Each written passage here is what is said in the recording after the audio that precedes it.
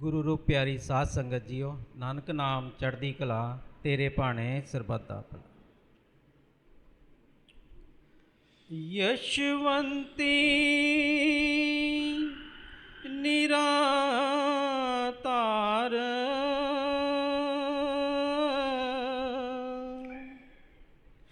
ताम पहला तैनू वेखां विसाखी ताई यकीन, तैनू वेखां विसाखी ताई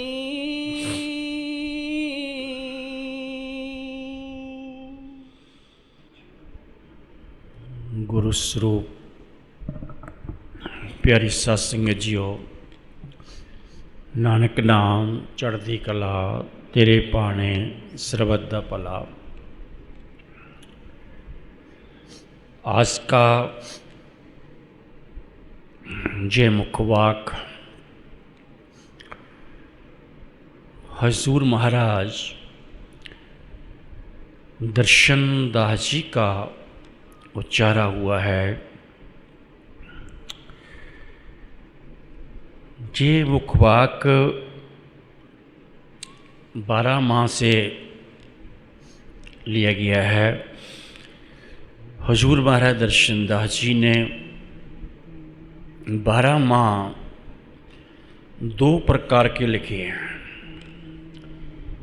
एक वो 12 माह जिसमें हर शब्द हर महीने का काफ़ी लंबा शब्द है। मतलब अगर 12 माह के शब्द देखे जाएं तो 12 शब्द ही संक्रांत के दिहाड़े के काफ़ी लंबे लंबे शब्द हैं, लेकिन वो 2 बार पूरा हो चुका है।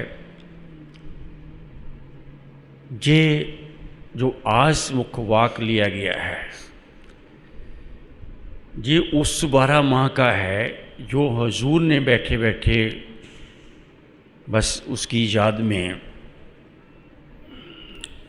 दोबारा से फिर लिख दिया। एक तुक्का 2 तुक्का ऐसे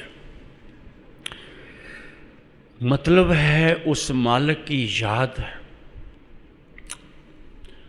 हम सबको आनी चाहिए।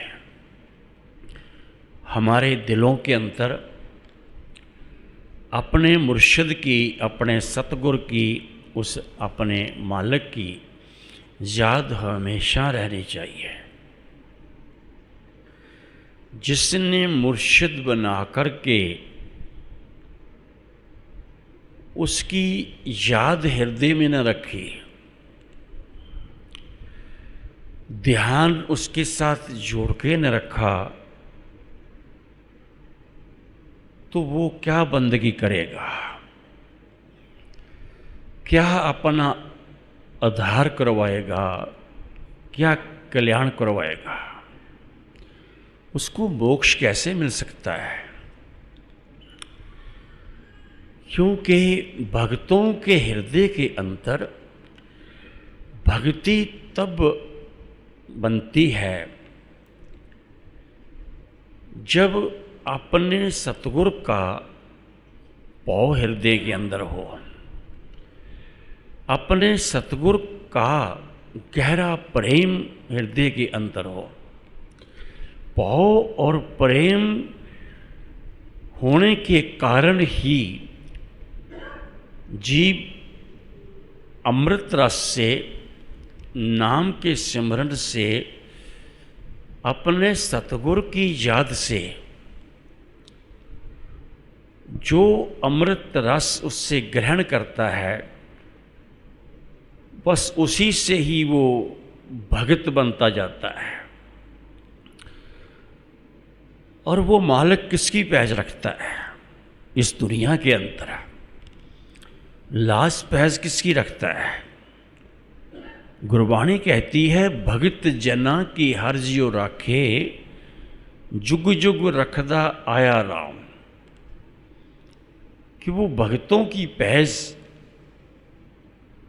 जुगों से रखता आया है, क्योंकि ऐसा राम है वो जो रोम रोम में रमने वाला है, जरे जरे में कण कण में जो रमा हुआ है, रमने वाला है। और कोई अगर उसको अपने रोमों में रुमाना चाहे तो वो कैसे नहीं रमेगा। बस एक पौ और एक प्रीत ये होना जरूरी है, जिसके हृदय के अंदर ये नहीं है, उसके अंदर निम्रता भी नहीं है, सहनशीलता भी नहीं है। ये निम्रता, सहनशीलता ये भी उसी को मिलती है जिसके हृदय में सतगुरु या मुर्शिद कह लो कि वो आप विराजमान है, उसका प्रेम विराजमान है। बस उसी प्रेम से जो भरपूर होता जाता है, वो सहनशीलता से भी भरपूर होता है, निम्रता से भी भरपूर होता है, और वो भक्ति मार्ग पे कभी भी चलता हुआ थकता नहीं है, अकता नहीं है, वो टूट करके भी टूटता नहीं है। बंद बंद कट जाए तब भी वो कायम रहता है। समझो उसको खुशी होती है, उसको आनंद आता है, उसको सुरूर आता है। इसलिए जो हुजूर बयान करते हैं, तैनू वेखां बसाखी ताई। आज बैसाख महीने की संक्रांत का दिहाड़ा है, जिस दिन ये दिन जो मनाया गया वो कोई एक शक्ति ने ही नहीं मनाया, या एक शक्ति ने ही नहीं इसका नाम रखा। आज के दिन माँ गंगा भी धरती पे उतरी है, इसलिए एक बड़ा पूजनीय दिहाड़ा है ये, जो भगीरथ भक्त जो हुए, महापुरुष हुए, उन्होंने जैसे ही उसकी भक्ति में, उसके ध्यान में लीन होकर के दुनिया के भले के लिए, लोक कल्याण के लिए, दुनिया के आधार के लिए, मोक्ष के लिए उतारा है धरती पे माँ गंगा को।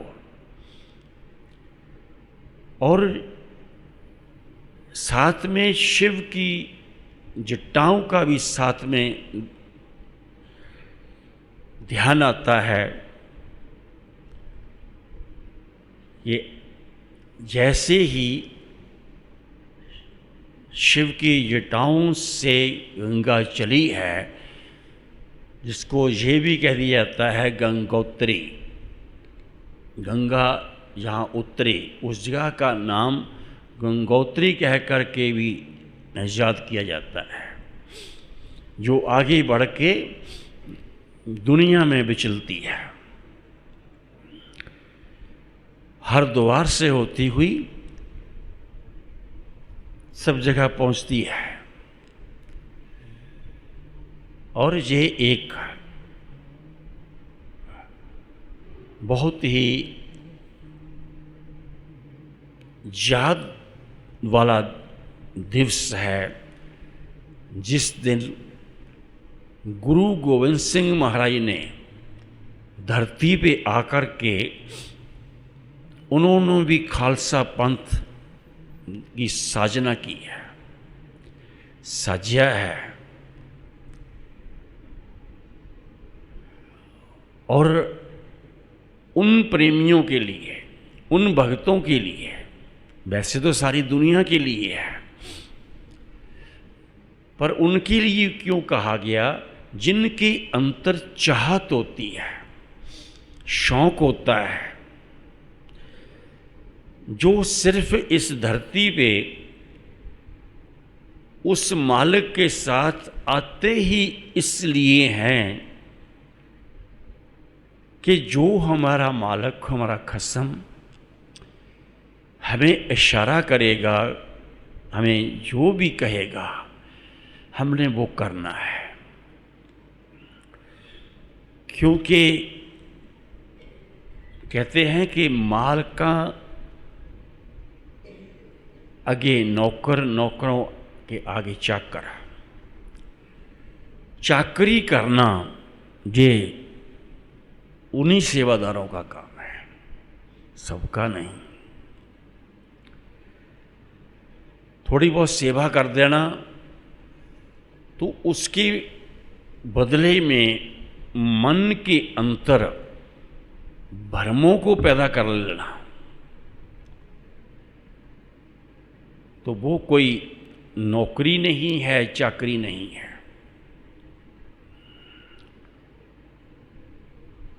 ड्यूटी कर लेना थोड़ी, लेकिन मन चित होकर के ना की, वो ड्यूटी काहे की है, किसकी ड्यूटी है? आम कह देते हैं कि नौकर क्या और नखरा क्या। ये नौकरी भी है, अपने आप को जीव नौकर भी कहलाता है, और फिर नखरा भी करता है। सिर्फ नौकरी करता है एक मर्जी की नौकरी, लेकिन उस मालिक की नौकरी नहीं, उसकी याद की, उसके प्रेम की नौकरी नहीं है। जो प्रेम में नौकरी करते हैं वो तो सिर्फ अपना ध्यान एकाग्रचित रखते हैं, वो सिर्फ अपने मालिक के चरणों का चरणामृत जो पीने का शौक रखते हैं, उस चरणामृत को पीते हैं, उसका नशा ग्रहण करते हैं, उसका सरूर ग्रहण करते हैं। उसी में तो एक आनंद है, उसी में तो एक खुशी है, उसी से ही तो हिम्मत मिलती है, ताकत मिलती है। उसी अवस्था में मुर्शिद में ध्यान लगा रहता है, जिस मुर्शिद के रोम रोम से वो नूर प्राप्त होता है, नूर प्राप्त होता है। तभी तो रूहानी और नूरानी रस ग्रहण करने को मिलता है। और सोच लें कि ऐसे जीव दुनिया के अंतर जब भी वो आया धरती पे, वो मालिक है, तो कितने को होंगे उसकी याद में खोने वाले, उसकी याद में रहने वाले। खुद ही को मारने वाले, खुदा की रहमत को पाने वाले। तो हर जीव अगर इस चीज़ को सोचे तो बहुत कम नज़र आएंगे, और बहुत से जीव कुछ पा नहीं पाते हैं। कई तो बहुत कुछ करते हैं, मगर फिर भी वो दात नहीं ग्रहण कर पाते जो दात वो देने आता है। जिस दात में दाता खुद रहता है। दात और दाता एक हैं, लेकिन दाते के जरिए ही उस प्रेम और प्रीत के और भाव के जरिए जिसका हृदय ऐसा हो, तब जाकर के वो बूंद बूंद प्राप्त होती है, जिसको महाराज दर्शन दास ने भी कहा है, अमृत नाम सिमर मन मेरे, नानक अपनी मेहर करीजे। ये अमृत नाम अगर ग्रहण करना है तो मन को समझाना पड़ता है। मन को समझाया जाता है कि हे मेरे मन, तू अमृत नाम का ध्यान कर, उसका स्मरण कर, उसको याद कर, तब जाकर के तेरा मन सहनशीलता से भरेगा, निम्रता से भरेगा, अमृत रस से भरेगा। तब जाके तू आदी हो जाएगा उसका सिमरन करने का, उसका रस पीने का आदी हो जाएगा।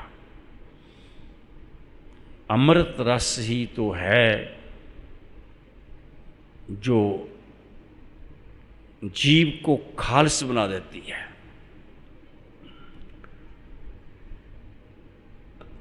जब तक खालस नहीं बनता, पवित्र नहीं बनता, तब तक खालसे का रूप नहीं बनता, तब तक न्यारा नहीं बनता। महाराज ने कहा, गुरु गोबिंद सिंह महाराज ने, जब लग खालसा रहे न्यारा, तब लग तेज दियो में सारा। कि जब तक खालसा जो है वो न्यारा बन के रहेगा। दुनिया की हर भीड़ से, हर चिक्कड़ से, कीचड़ से,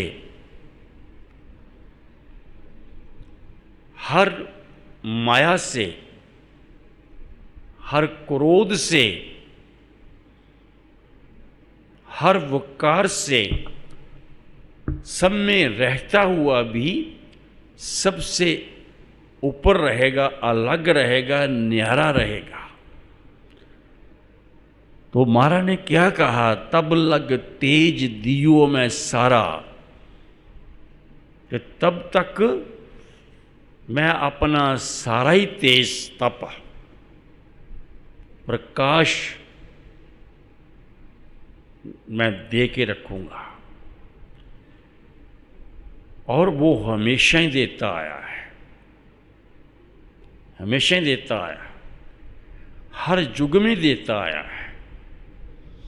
हर युग में उसके प्रेमी हुए, हर युग में उसके भगत हुए, प्यारे हुए, और उन्होंने ग्रहण किया है।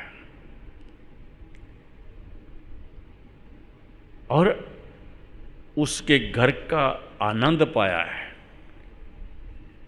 या दूसरे लफ्ज़ों में ये भी कह सकते हैं, कि अपने खसम को पाया है, अपने मालिक को पाया है।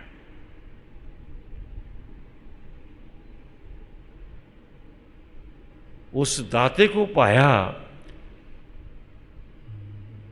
जिसके बारे में हर बार जन्म लेकर के जीव सोचते रहते हैं कि परमात्मा कैसा होता है, परमात्मा क्या होता है, परमात्मा कहाँ प्राप्त हो सकता है, कहाँ दिख सकता है। कभी कभी किसी के मन में ऐसे भी ख्याल भी आते हैं कि धार्मिक ग्रंथों को देख करके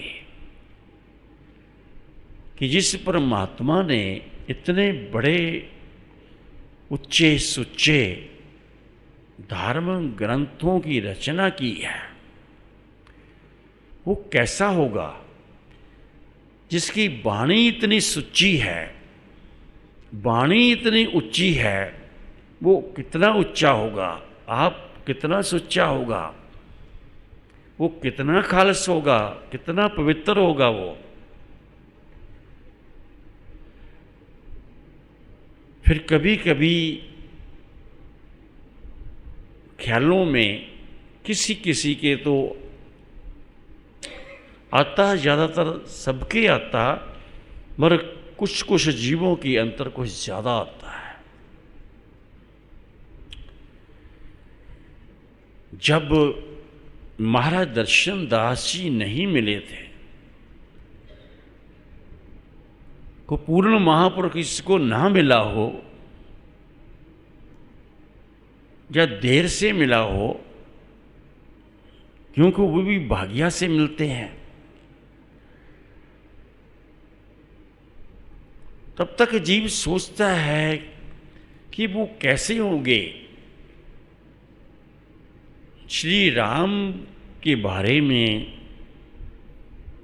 कितने प्रेमियों ने, ऋषियों ने, ऋषि वाल्मीकि ने, तुलसीदास जी ने उनका वर्णन किया है, रामायण लिखी है।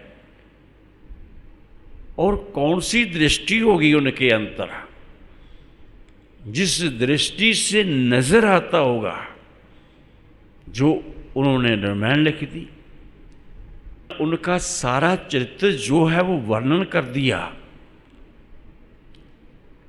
और किसी के आने पे तो बंदा सोचता है, आने से पहले ही जिसको ये ज्ञान हो जाए, वो पहले ही उसके बारे में बताना शुरू कर दे, बयान करना शुरू कर दे, उसके बारे में तो जीवों को हैरानगी होती है।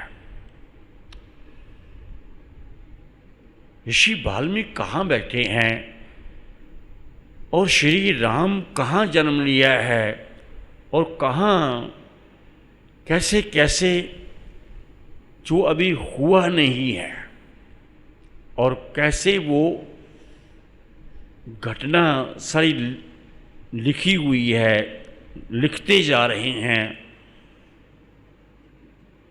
ऐसे ही तुलसीदास जी का लगा लो, किसी भी रामायण में हल्का फुल्का कोई फर्क हो सकता है, मगर रामायण है तो उसकी याद में है। रामायण भी उनके अंदर रमी है जिनके अंदर प्रेम रमा हुआ है, जिनके अंदर पवित्र सोच रमी हुई है। वहाँ जात पात का, मजहब कौम का कोई अंतर नहीं है। तुलसीदास कौन हैं और ऋषि वाल्मीकि वो कौन है। लेकिन बात है कि उनके अंदर जो ऋषि ताकत है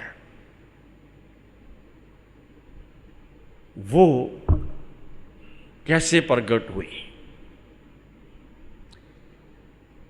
उस सतगुरु की याद में रहने से, उसके प्रेम में रहने से। क्योंकि परमात्मा जात पात मजहब कौम नहीं देखता, वो सिर्फ प्रेम देखता है। दुनिया ऐसे महापुरुषों के पास जा कर के भी मजहब कौमों में ही फंसी रहती है, मजहबों में ही फंसी रहती है, जातों पातों में ही फंसी रही है।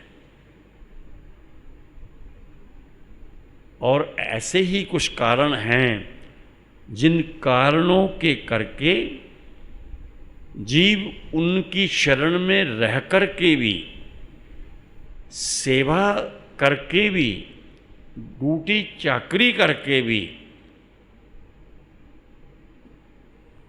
उस मंजिल को नहीं पा सका,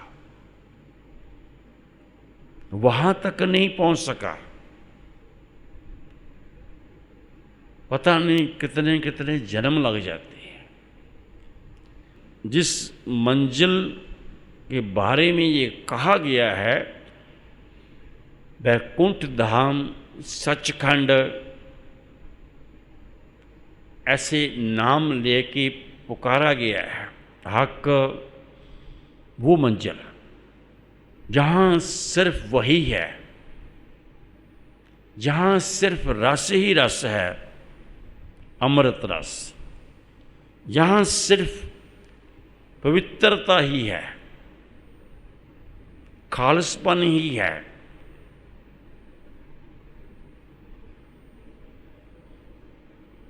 तो अगर कोई जीव इस जन्म में जिनको कोई पूर्ण महापुरुष, पूर्ण ऐसा वक्त का हाकम कोई मिल गया हो, और फिर भी उनमें से, उन जीवों में से किसी बिरले ने ही पाया और बाकी सब ऐसे ही रह गए जैसे दुनिया में थे, जैसी दुनिया और दुनिया में जैसे थे और वैसे के वैसे ही रह गए, पार नहीं उतर सके। तो कितनी बड़ी चोट लगती होगी। ऐसी कौन सी कमियां हैं जिन कमियों के कारण जीव अधूरा रह जाता है, जिन कमियों के कारण जीव अपने में से वो गंदगी, वो मैल नहीं निकाल पाता, अपने अंदर से वो चीज नहीं निकाल पाता जिसको वो दाता नहीं चाहता, जिनके कारण उससे विछोड़ा हो जाता है और दूरियां बढ़ जाती हैं।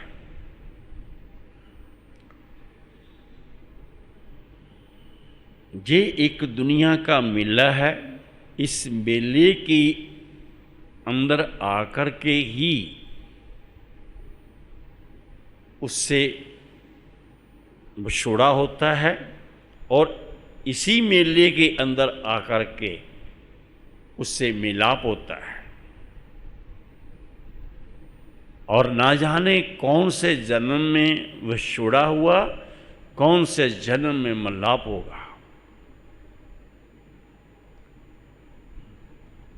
मिलाप तो तभी होगा जब जीव असूलों में रहत मर्यादों में पूर्ण रहेगा।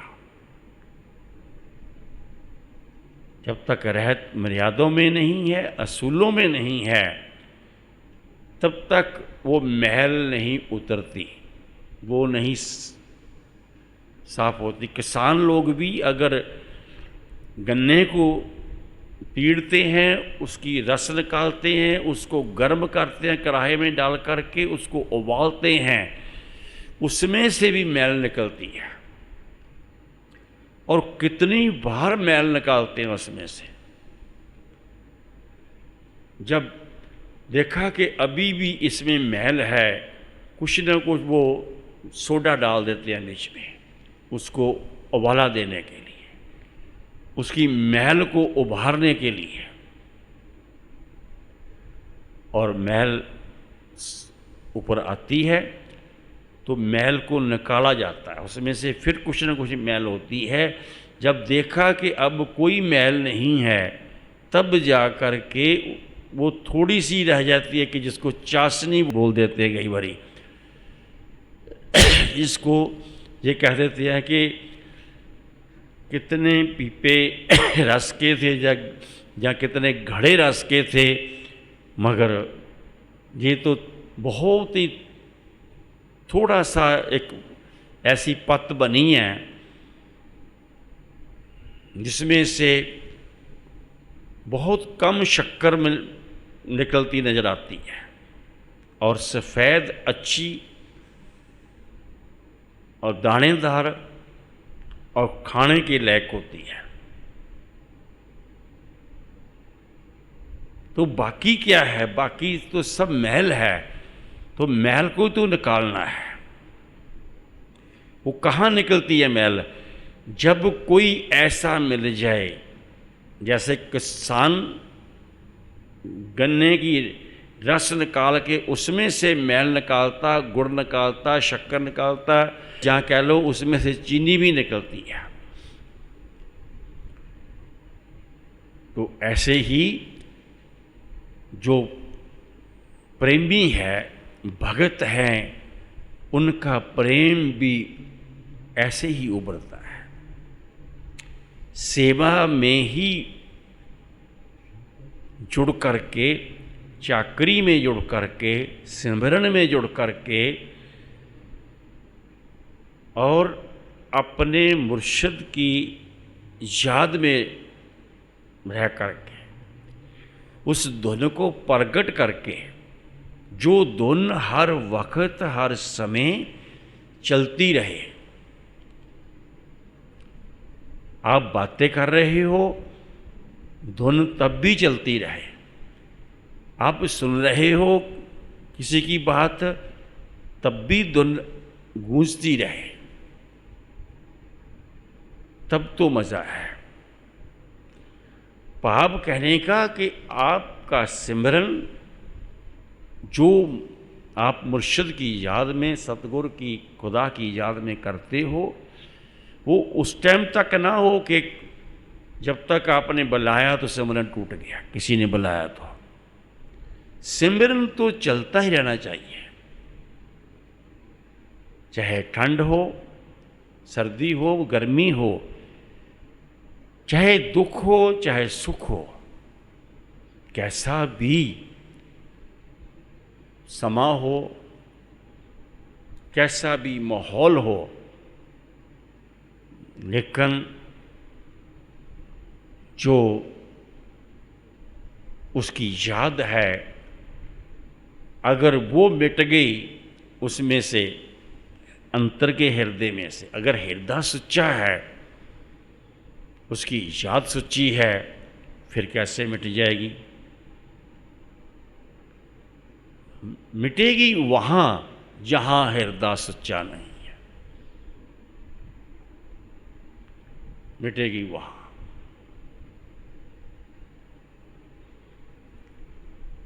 वरना उसकी याद नहीं मिट सकती। जहाँ याद नहीं मिटेगी, वहाँ पे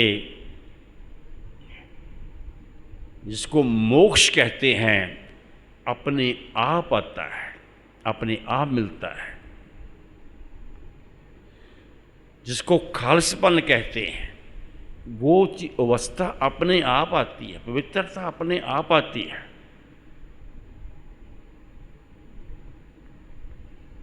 क्रोध क्या है? एक मैल है जो जीवों के अंदर भरा ही रहता है। सारी जिंदगी में जो अपने में से क्रोध नहीं निकाल सका, अंदर ही अंदर कुड़ता रहता है, कुड़ता रहता है, कुड़ता रहता है। ऊपर से बंदा हंसता है, ऊपर से बंदा पता नहीं क्या क्या मखौलबाजी करता है, लेकिन उसको देखने वाले एक सेकंड में देख लेते हैं कि इसके अंदर सब नाटकपन है, इसके अंदर वो प्रेम नहीं है, वो श्रद्धा नहीं है, वो विश्वास नहीं है। ये अभी प्राणी नहीं बना, क्योंकि इसने प्राणों को छुआ ही नहीं है। ये प्राण तो ले रहा है, प्राण तो आ रहे हैं, परमात्मा ने दिए हैं, मगर प्राणों की कदर नहीं है इसको।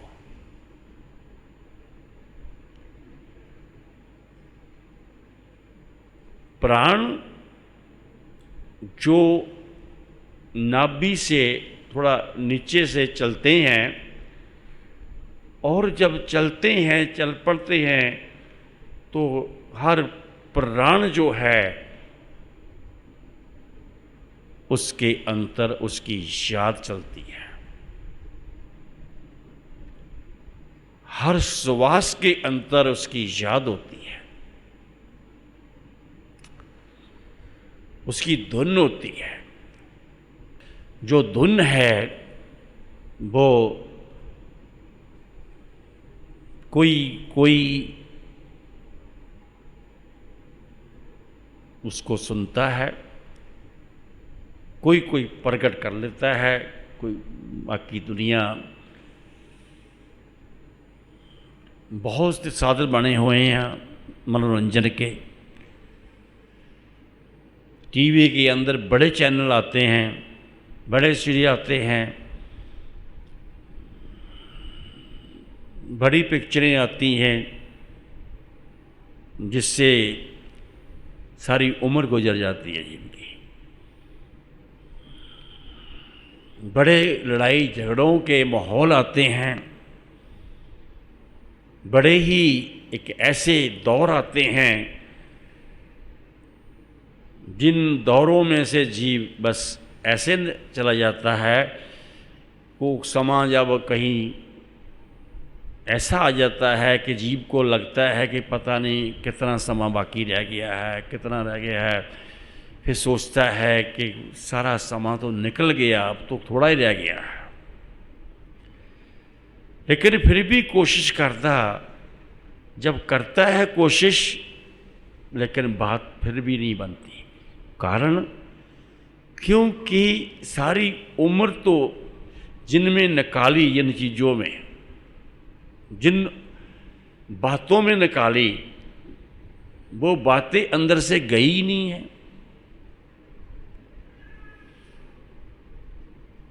जैसे माहौल की अंतर जीव रहा, वो माहौल खत्म ही नहीं हुआ, उसको निकाल ही नहीं सका, खत्म कर ही नहीं सका जीव। जब कर ही नहीं सका तो आगे क्या करेगा फिर, जब थोड़ा समय रह गया। कमियां तो भरपूर हैं, लेकिन सुवास कम है, इसलिए सारी उम्र वैसे की वैसी निकल जाती है। दोबारा फिर जन्म लेता है, ऐसे ही फिर होती है, ऐसे ही माहौल फिर बनता है। तो जन्म जन्मांतरों तक जीव ना जाने कैसा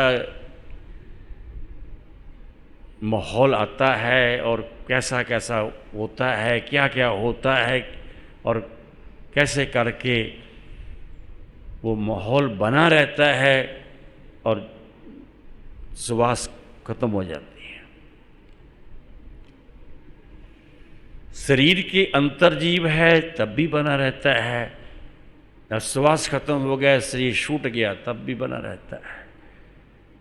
तो आगे का रास्ता तो तभी खुलता है ना वहाँ का। तो वहाँ तक तो जीव तभी पहुँचता है जब अंधेरे को चीर करके रोशनी को प्रकट कर लिया। वो रोशनी लेके जाती है, प्रकाश लेके जाता है, कोई नज़दीक नहीं है यहां से उठ के उस घर घुस जाना। ये उनके लिए नज़दीक है जिसको वो कहते हैं, जिसको बुल्ले शाह कहते हैं, बुल्लिया रब दा की पाना, इधरों पुटना ते इधर लाना।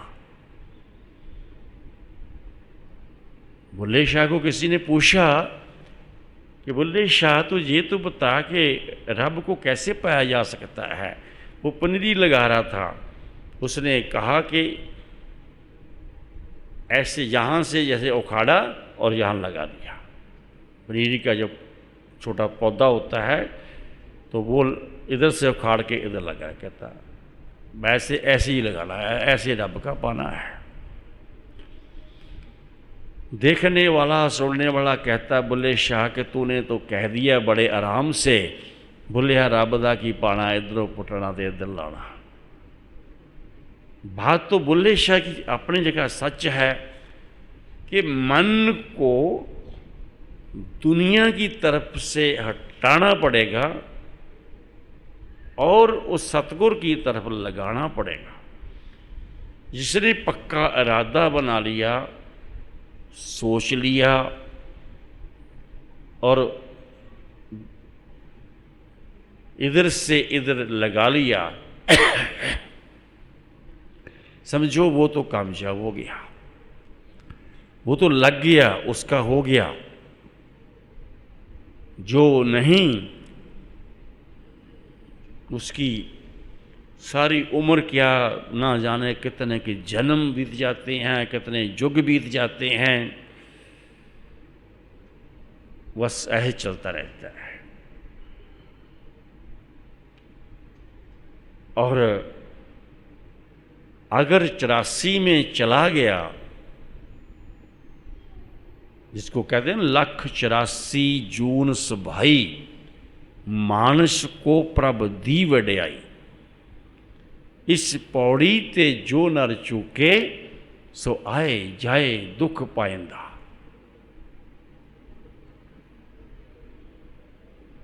ये जो मनुखा जामा है, ये सीढ़ी का अखीर का डंडा है।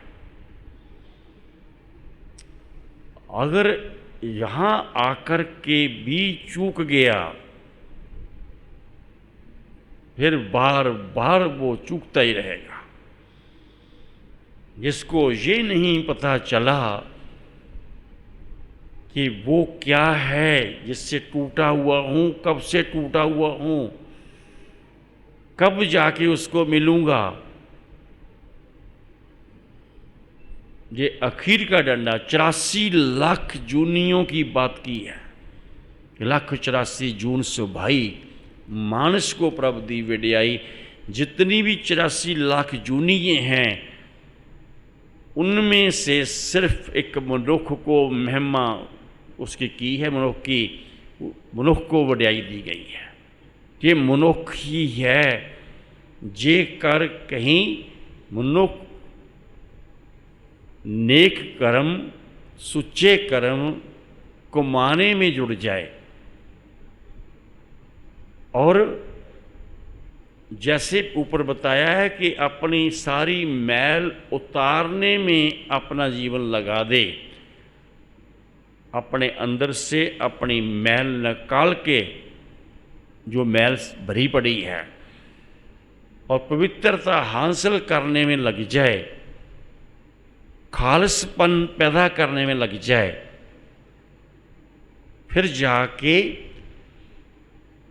वो खालिस हो सकता है, खालसा हो सकता है। असल में खालसा किसको कहा है? असल में तो या तो निरंकार खालसा है, जहां उसका अवतार खालसा है। उसकी देखा जाए तो उसकी ज्योत खालसा है, खालसा है। वो ज्योत जहाँ प्रकट होती है जिसके अंतर, उसको खारिज कर देती है। और फिर जितनी दुनिया है, जितनी सेवादारी है, उसकी शरण में जो आ गए और सेवादारी में जो जुड़ गए, जो टिक गए, एकाग्रता बना ले, एक माहौल, एक सोच बना ली, उसके मुताबिक अपना जीवन चला दिया आगे को, जीवन की किश्ती जो है वो आगे चलती गई और आगे आगे बढ़ती गई। समझो कि वो अपने टोटल कमियाँ, टोटल महल, हर चीज़, गंदलापन, सब कुछ साफ होता गया और सिर्फ पवित्रता आती गई। तो कुछ कुछ जीव होते हैं जो कि उनके साथ जुड़ कर के खालस बन जाते हैं, पवित्र बन जाते हैं। कईयों को तो थोड़े बहुत सिमरन का भी अहम हो जाता है, वो भी मैल है। थोड़ी बहुत ड्यूटी का भी अहम हो जाता है, वो भी मैल है। कई जीव तो जहाँ तक के वो दुनिया को, बाकियों को नहीं देखते, वो जैसे दुनिया के अंतर रहते हैं ना। कोई जीव बिरला बिरला, कुछ ऐसे जीव होते हैं, ऐसे तो बहुत होते हैं, पर कुछ कुछ जीव जो नेक पवित्रता में लगे हुए थे वो कोई कोई होते हैं। और कुछ ऐसे होते हैं जो चाहते हैं कि बस मैं हूँ और वो है। आम आदमी के लिए हमें और कुछ नहीं चाहिए, तुम्हें मिलना भी कुछ नहीं हो रहा। क्यों? तुम सोच ही वहां तक रखते हो, तुम्हें मिलेगा क्या?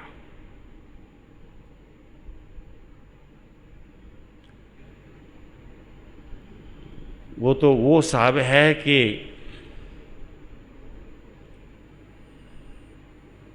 आप भी अंधेरे में रहना और दूसरों को भी अंधेरा पैदा करना, उसके आगे भी अच्छे भले चलते बंदे के आगे भी अंधेरा ही पैदा करना, और उजाला जो है, प्रकाश जो है, उसके अंतर भी जाने देना। तरक्की कैसे होगी फिर?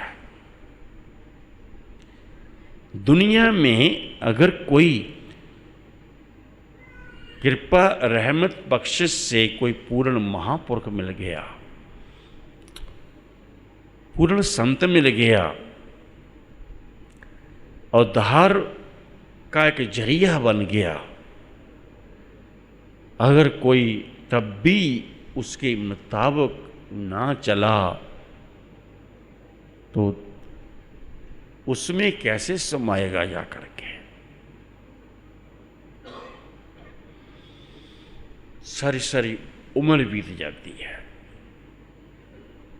लेकिन वो मंजिल कहीं भी दिखाई नहीं देती। पार उतारे की बात दिखाई नहीं देती। फिर आम दुनिया की तरह वो लोग रह जाते हैं। ज़्यादा से ज़्यादा थोड़ा सा सिमरन कभी कभार ध्यान हो गया, लग गया, कभी ना लग गया, कोई सेवा मन चित्त हो गई तो हो गई। तो अगर कहीं दूसरों की बुराइयाँ ना हो तो, नहीं तो बुराइयाँ इतनी ज़्यादा, जिसको वाणी कहती है सेवा थोड़ी मांगन बहुता। तो जीव की मंगे जो हैं, जीव को जो चाहिए दुनिया के अंतर, वो बहुत ज़्यादा है। जीव के पिछले कर्मों को काटने के लिए, समाप्त करने के लिए कमाई कोई नहीं है। कमाई को तो जीव ऐसे ही उजाड़ देता है, उसको संभालता नहीं है। और जो कमी हैं वो बढ़ती जाती हैं, मांगें और बढ़ती रहती हैं, तो जीव कहीं भी पार होने का कोई चांस नजर नहीं आता किसी का। जितने मर्जी महापुरुष धरती पे आ गए उसने भेज दिए। उन्होंने अपना बहुत जोर लगाया। श्री राम आए, लगाओ कि उन्होंने कितना जोर लगाया। श्री कृष्ण आए, भगवत गीता भी उस टाइम दुनिया को मिली। राम से पहले रामायण भी मिली, जहाँ उसी टाइम पे मिली। लेकिन क्या पाया किसी ने? कुरान भी मिली सब जीवों के लिए, लेकिन उसमें से क्या ग्रहण किया, क्या पाया? पहले कि जिससे चाहे उस टाइम के मुताबिक लगा लो, जो पूजा पाठ उनका जीव करते हैं या उनके जरिए हुआ, या और कोई इतने ऋषि मुनि आए, महापुरुष आए, अवतार आए, उन अवतारों से जीव ना ले सका तो वाकई कहाँ से लेगा? ये हजारों युग बीत जाते हैं, ऐसे ही हजारों युग, फिर जाकर के दोबारा से फिर सृजना होती है। जब तमाम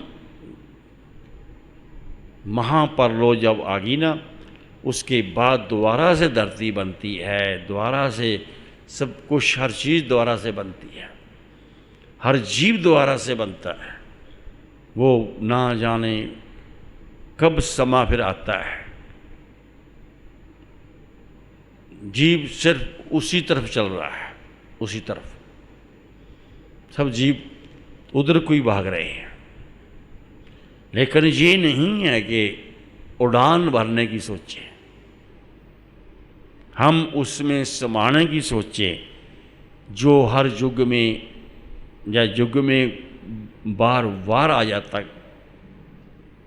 अपनों को लेने के लिए, मगर हम अपने उसके बनते ही नहीं हैं,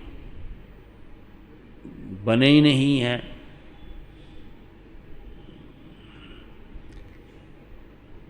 छोटी छोटी सोचें, गिरी हुई सोचें जीवों के अंतर ऐसी रहती हैं कि उसके सुबह ना तो मन में कोई और बात चलती है, सोई पड़े, ना चलते फिरते कोई और बात चलती है, और बात उसकी बात है, सच्चे की बात है, सच की बात है। नाम की बात जो है, प्राणों के अंतर वो चीज़ गई ही नहीं है तो कैसे बात बनेगी? हर श्वास के अंदर, हर रोम के अंदर, हर नस नस के अंदर सच्चे की सच्चाई प्रगट को करना, उसको प्रगट कर लेना, ये बहुत महानता की बात है। हर कोई नहीं कर पाता, कोई विरला है। हमें याद है एक बार हम किसी जगह पे कार में बैठे थे, हमारा दर्शन दास जी हमारे साथ थे। एक बड़े भाई हमारे साथ थे, तो वहाँ पे कोई बात चली, बात पहले शायद हो चुकी है, तो उन्होंने वो देखते रहे, तो फिर कहा, कहते कि पूर्ण महापुरुष जब भी धरती पे आए उसको जिंदगी में एक या दो सेवक मिल जाए ना, जिसको सेवक कहा गया, एक या दो सेवक मिल जाएं, उसका धरती पे आना सफल हो जाता है। और ये सोच देखा जाए तो दिमाग घुमा देने वाली है, और यही सच्चाई है।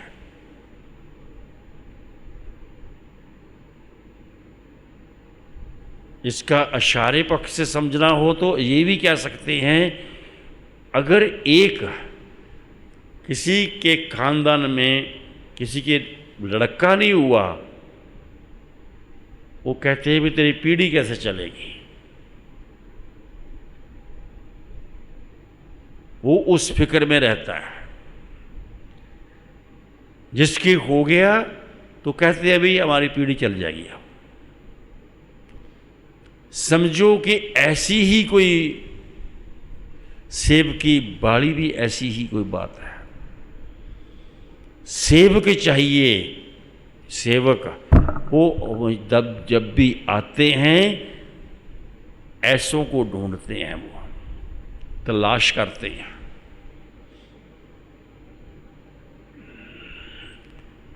ऐसे की तलाश जरूरी है।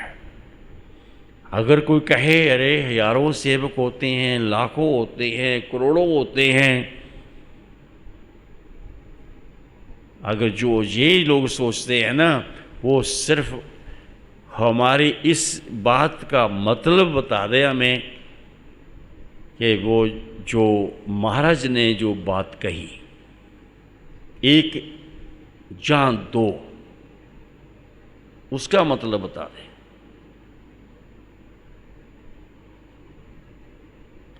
फिर मानेगी कि उसके अंदर वाकई कोई ना कोई, हालांकि हमने एक बात इशारे में कुछ कह भी दिया, अगर कोई वाकई उसकी गहराई में चल जाए और बता दे तो फिर जा कर के बात दिमाग में बैठती है कि हाँ इसकी इच्छा इधर को जाने की है, जिधर मेरा दाता बैठा है। इसकी इच्छा उस सोच की है, जो सोच इच्छा को प्रकट करती है, जो सोच सच्ची है, जो सोच सच्ची है, जो सोच उस दाते की है।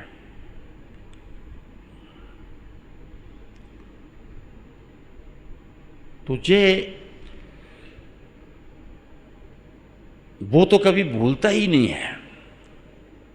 वो कब भूलेगा उसको जिसने उसकी याद अंतर बैठा ली है।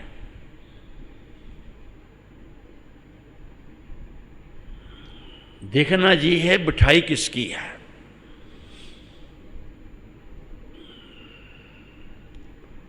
शरीर तो दुनिया में सब एक से ही होते हैं, लेकिन जिस शरीर के अंतर प्राण बहुत उच्चे और सुच्चे हो गए, जिसको कहा गया दम दम सज्जना दा नाव निकले इहो असल आवादत होती है, कि हर दम में सज्जन होना चाहिए। ये ऐसे ही दम निकलते गए, दम तो खत्म हो जाएंगे इधर।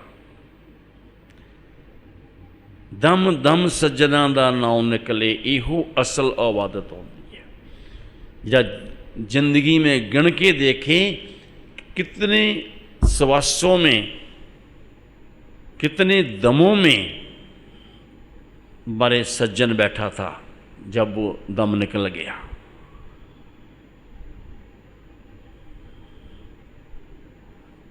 और वो दम निकला, लेकर निकल तो गया, सबके निकल जाते हैं, मगर उस दम से मिला क्या है? कौन सा रस पाया उससे?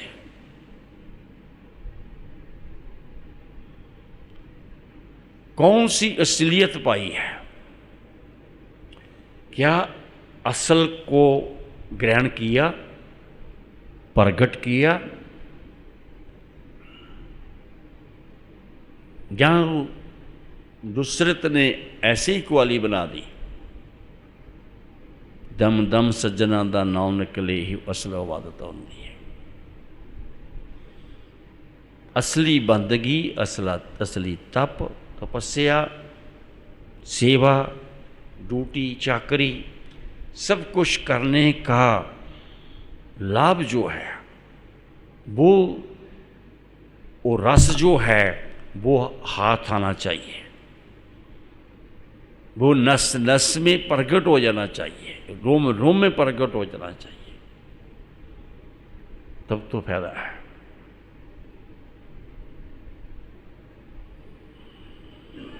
माँ गंगा दुनिया के लिए उसने भेजा, उद्धार के लिए, कल्याण के लिए।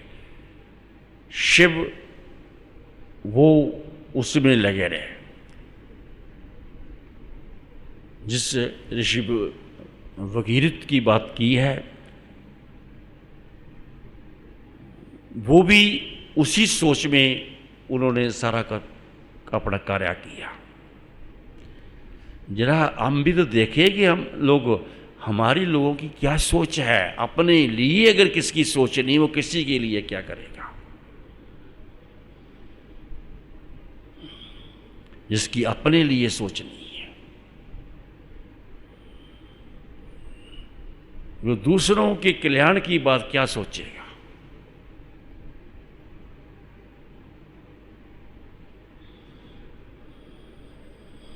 इसको कहती हैं कि जीव जो है ना, वो सिर्फ अपना आप भूल चुका है, वह कहाँ से आया हूँ, कहाँ मैं कितनी बार आ चुका हूँ, कितना नहीं, कुछ नहीं जीव को पता होता। और कहाँ आना है ये भी नहीं पता होता। पता भी लग जाए, कोई बता दे, उसका कोई लाभ नहीं, ना कोई किसी को विश्वास होता। क्योंकि जीव की अपनी कमाई जो है, सेवा जो है, सिमरन जो है, उसके अंदर सच्चाई नहीं है। सच को प्रकट करने के लिए, सच्चाई को जानने के लिए कुछ करना चाहिए, तभी जाके बात बनती है। जे जो बात है कि तैनू देखा बैसाखी ताई,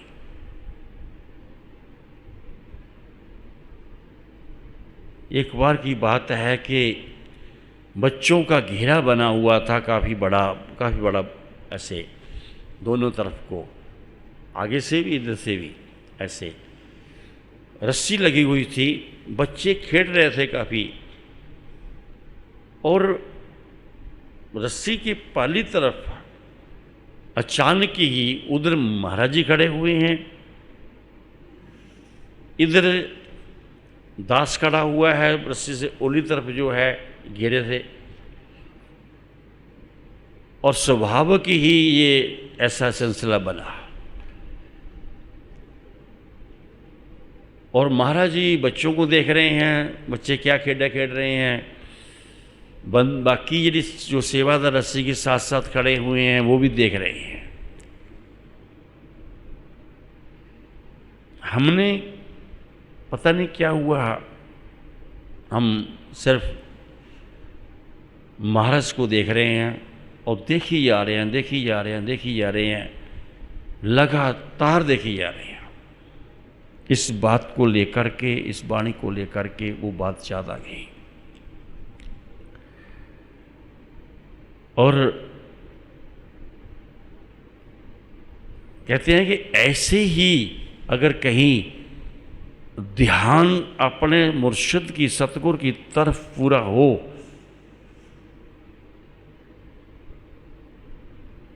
जिस ध्यान में भी सोच सुची और सच्चाई हो,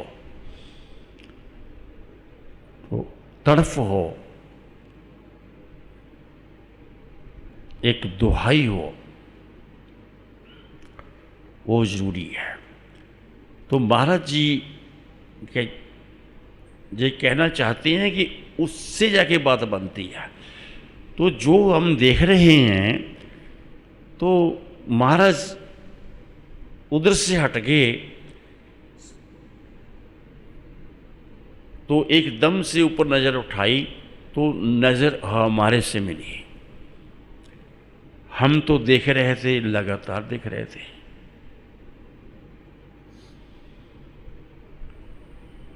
और ऐसे ही हो गया कि उनको भी लगातार ही वो भी देखना शुरू हो गए। मेरा ख्याल कम से कम भी 15-20 मिनट वो दो आँखें, ये दो आँखें आपस में समझो एक ऐसा माहौल, जैसे एक सुकून भरा माहौल, सचखंड का माहौल हो। और बाकियों ने देखा कि महाराज किधर देख रहे हैं। उन्होंने देखा तो वो भी उस हिसाब से देखने लग गए। तो फिर ध्यान जो है बंद कर दिया गया। ये एक ऐसी चाहत है, तैनू देखा बैसाखी ताई। जिस बैसाखी के दिहाड़े को हर साल मनाया जाता है, जिस बैसाखी के दिहाड़े की बात गुरबाणी में आती है, ग्रंथों में आती है, ये एक याद है। ऐसे ही कईयों की यादें जुड़ जाती हैं। गुरु और सेवक की याद जुड़ जाती है, भक्तों की यादें भगवान से जुड़ जाती हैं। ऐसी तो ये एक याद जो है अपने अंदर, एक कशिश, एक याद ऐसी लानी चाहिए जो कि कभी तो वापस ना जाए। वो सिर्फ उस याद से उसी के बन के रह जाए,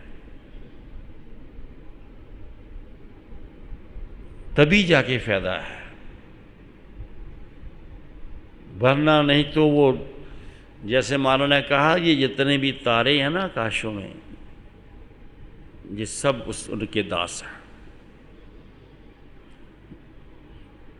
जो टूट जाता है तारा, आम कह देते हैं, पता नहीं कहाँ गया।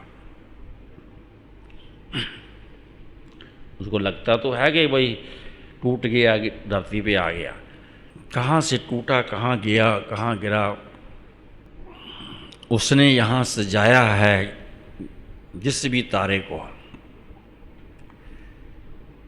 वो टूटना नहीं चाहिए।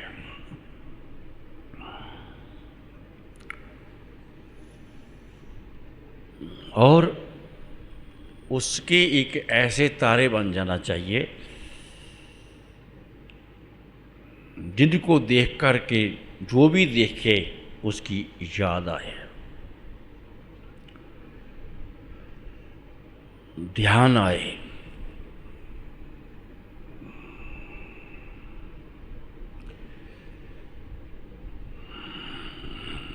कहते हैं मेला मेलियां दा यारां वेलियां दा।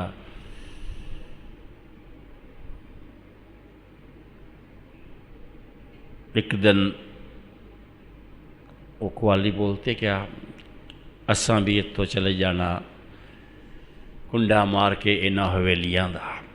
भाव ये जो ये एक हवेली है, हवेली में हर जीव को रहने का हक मिला है, साथ में कुछ कमाने का हक मिला है, और कमा करके उड़ारी मारने का हक मिला है, ताकि जीव की तरकीब सीख जाए इसमें से निकलना कैसे है।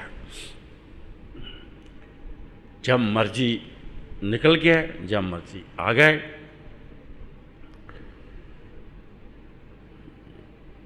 और ऐसा अगर कहीं सीख जाए जिंदगी में तो जाके बात बनती है, वरना कोई बात नहीं है। जिसने उड़ारी मारनी नहीं सीखी ना, समझो क्या सीखा। इसलिए हम तो ये दुआ करते हैं कि दाता तूने अपनी कृपा रहमत से अपने चरनी लगाया है, अपना रूप आप दिखाया, आप मेल मिलाया, आप नाम शब्द दिया, ਜਾਂ आप अपनी जात दी जात बढ़ाई, ध्यान लगाया चलाया, लेकिन तेरी ऐसी याद जो कि जो तेरे अंदर है, कहीं भी दी जा सकती है दाता। तेरी मिसाल दी जा सकती है कि तू जब चाहे इसमें से निकल गया, कहीं भी चला गया दुनिया में या सचखंड में, जब चाहे वे वापस आ गया। तू अपने दासों को ऐसे बना दे, ऐसी कृपा कर दे,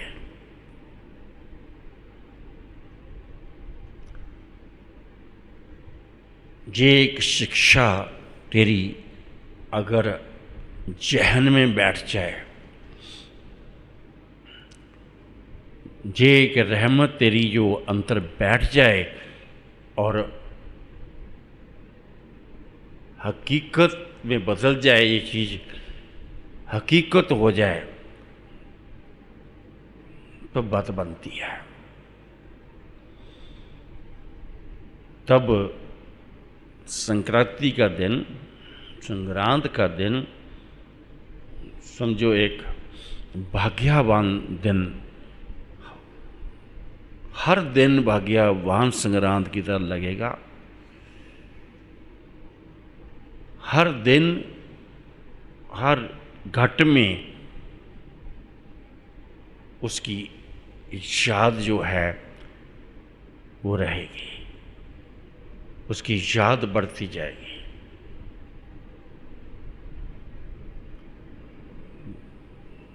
बस बैठे बैठे ये लेट गए, तब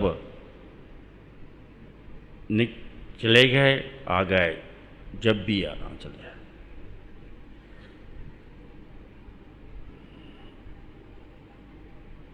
अपने प्रीतम को जो नहीं भूलता, उसके साथ तो ऐसा हो ही जाता है। उसकी याद जो है वो सबके अंतर नहीं है। और जिनकी अंतर है वो उसकी याद नहीं है। उसकी याद जो है वो किसी किसी के अंदर है।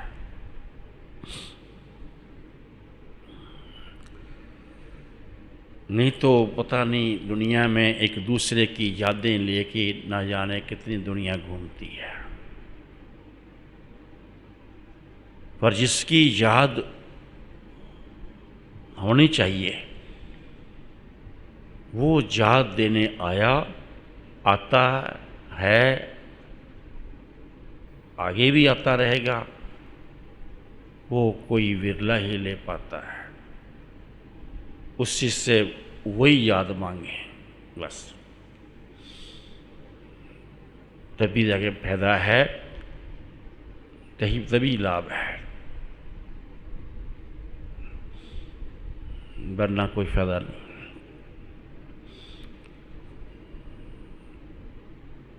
तो बैसाख के दिहाड़े पे हम यही कहेंगे, जिन भी हस्तियों ने इस दिहाड़े पे दिया, ये पता नहीं क्या है कि कभी 13 तारीख की, कभी 14 तारीख की संक्रांति आती है। ये चेंज क्यों होती है, कौन करता है? लेकिन अब के 14 तारीख की आ गई, लेकिन है तो उसकी है, उस दाते की जो महिमा है, बख्शिश है। तो जिन्होंने भी इस दिन पे आके जो भी त्योहार बने, जो भी इस बैसाखी के लिए इतनी साखियों का सावता वर्णन सामने आता है, उन महापुरखों की महिमा है, बढ़ाई है, उनको नमस्कार है कि वो कुछ देने आए सबको, और कोई ले गया, वो ना ले गया, वो तो देखते हैं।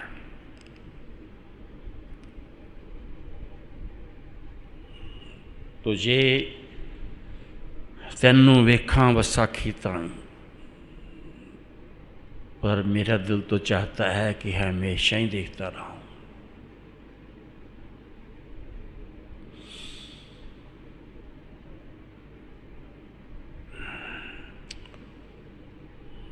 यही है कि उसको यही कहते हैं कि दुनिया का भला कर, जो तेरे से या तेरे दर एक बार भी आ गए तो उसको अपनी याद दे, उसका भला कर।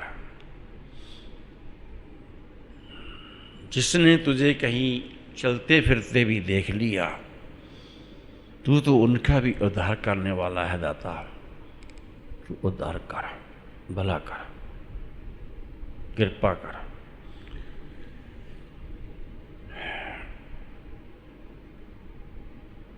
तो यही जो संदेश है,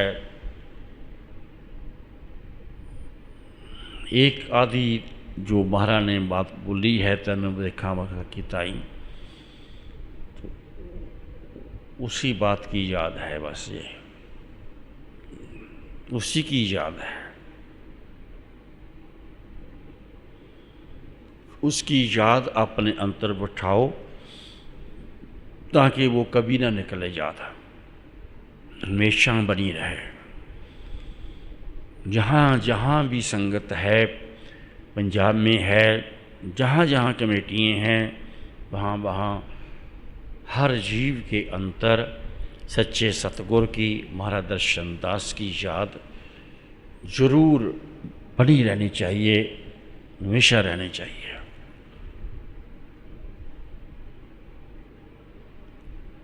और हम लोगों को तो उन्होंने एक रहमत ऐसी की है कि उसकी दिल करता है कि उनकी याद दिलाते रहें सब संगत को, सब जगह पे, क्योंकि उनकी याद हर जीव ना तो दिलाता है, ना कोई याद करता है। जिस याद में ही भला होना है, मोक्ष होना है, आनंद की प्राप्ति होनी है, अमृत की प्राप्ति होनी है, ऐसा किया जाए। इसलिए चलते फिरते उठते बैठते नाम सिमरन तो चलता ही रहे, मगर उसका स्वरूप जो है वो कभी भी आँखों से, दिल दिमाग से कभी भी इधर उधर ना होए।